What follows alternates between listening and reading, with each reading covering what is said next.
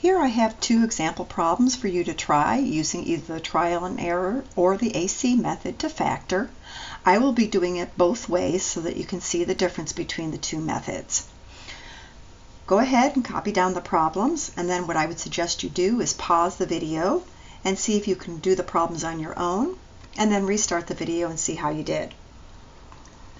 On the first problem, first thing I want you to notice is that it's not in descending order. So you need to rewrite in descending order.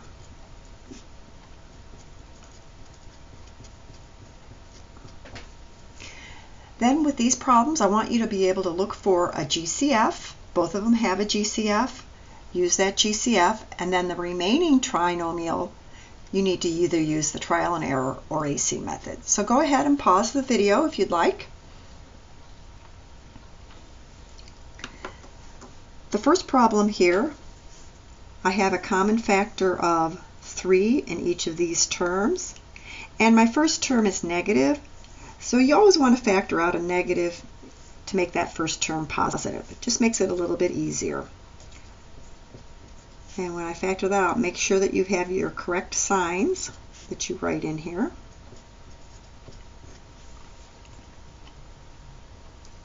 Using the trial and error method, I'll be looking at factors of 2,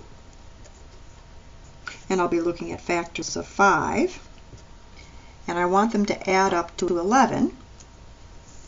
So it looks like 2 times 5 and 1 times 1 would work.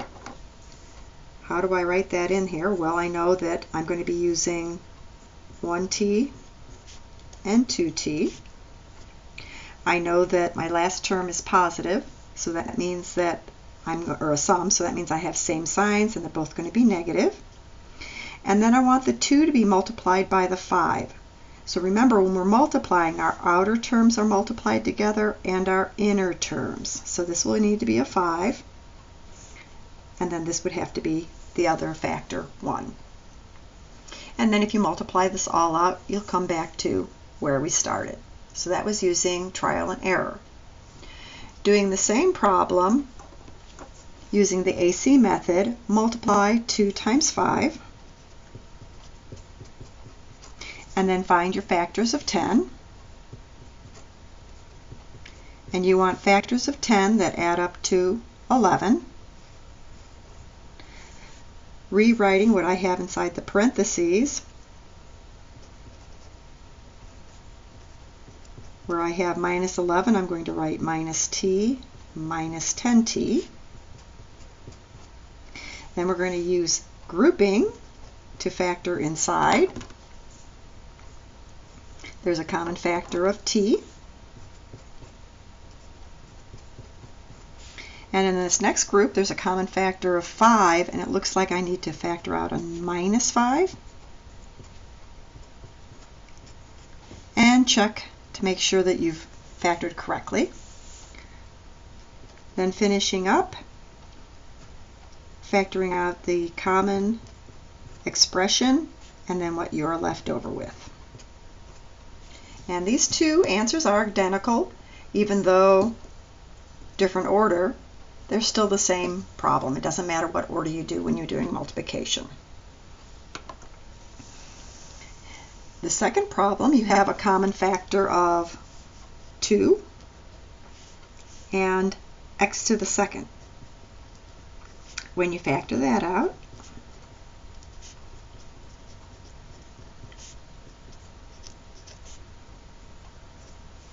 this is what you're left over with. Then you're going to want to look at factors of 35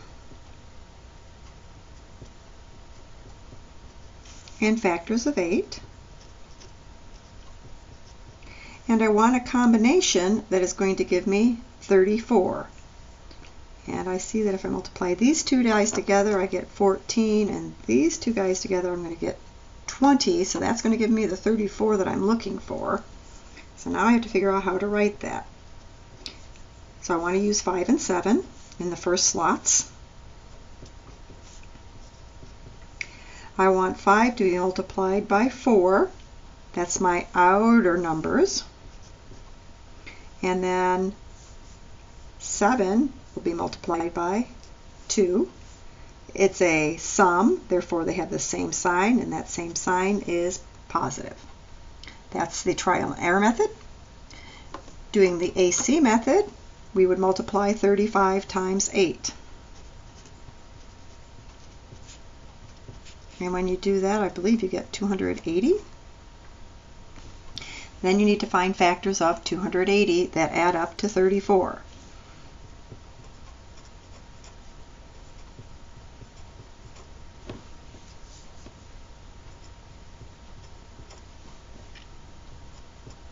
And you can see where this could be hard to do eventually. Nope,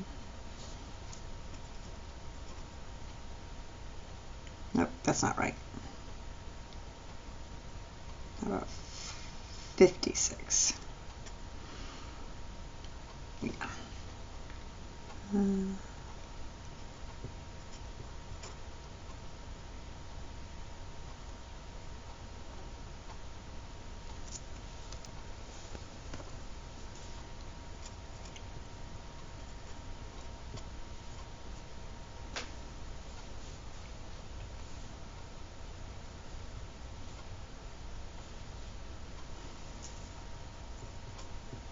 So you can see trying to find all these factors can be a little tedious. And remember, I'm still trying to look for something that would add up to 34.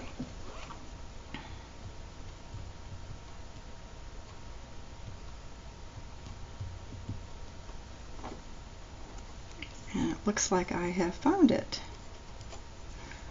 Okay, now I'm going to rewrite this expression right here. Inside the parentheses, I'll still have 35x squared plus 14x plus 20x plus 8. Then I'm going to go ahead and group these two guys together. And it looks like I have a common factor of 7x. I'm left over with 5x plus 2, and then I have a common factor of 4,